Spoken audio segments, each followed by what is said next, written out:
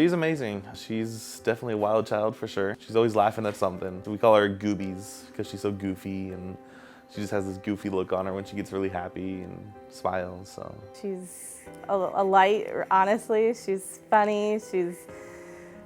There's a lot to describe about her, but she just makes everybody laugh once you see her, and she's just such a positive little human.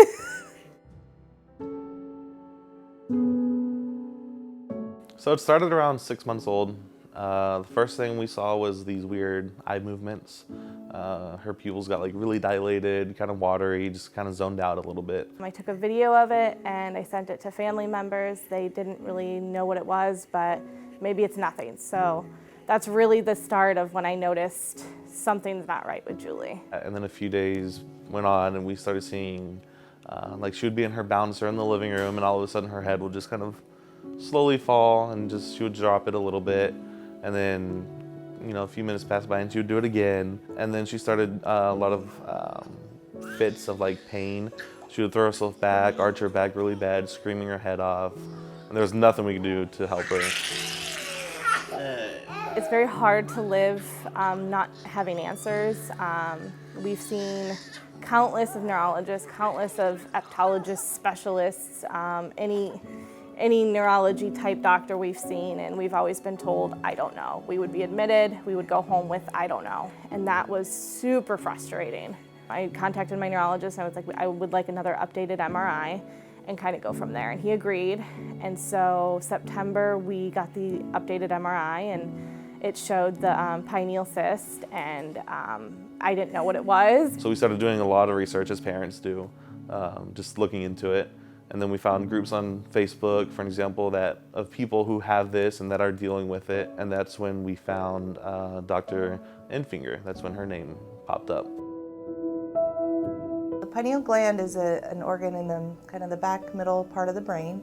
And sometimes if that gland looks to be more filled with fluid with a distinct borders around it, that can be what's known as a pineal cyst.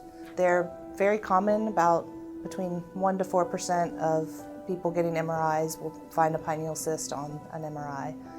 When they start becoming a problem is when they are kind of atypical in appearance and they have compression of surrounding brain structures and they're larger than typically seen on an incidentally found pineal cyst, and they're accompanied with symptoms going on with it.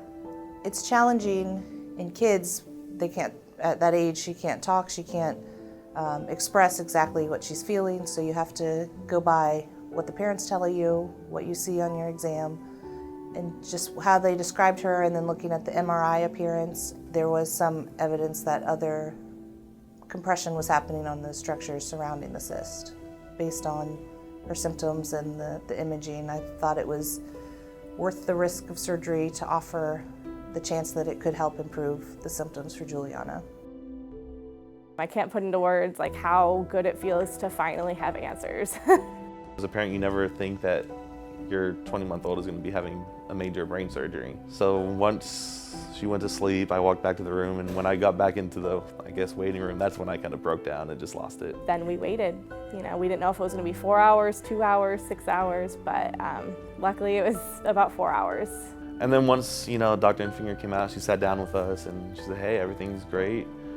Everything came out good. We were able to get the whole cyst out, no issues, and she's already, waking up and everything's good. She's fine and everything went really well. And it was a huge relief to hear. She is her happy self. She's smiling, she's laughing. I have not seen any type of symptom that, we were dealing with prior to surgery. So it's been absolutely amazing the amount of support that we've had here for sure. And then the team of nurses and doctors, they're all absolutely phenomenal. So I'm just speechless, honestly, just with the care and the support here. It's a lot different than what we were getting in Houston, so it means a lot. As a parent, that's your number one goal, is to make sure that they're taken care of and you're doing the right thing for them.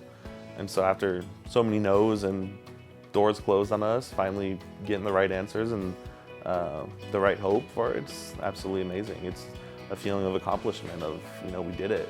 We we did what we needed to do, and she's in the right hands now. She's going to be taken care of, and she'll be okay.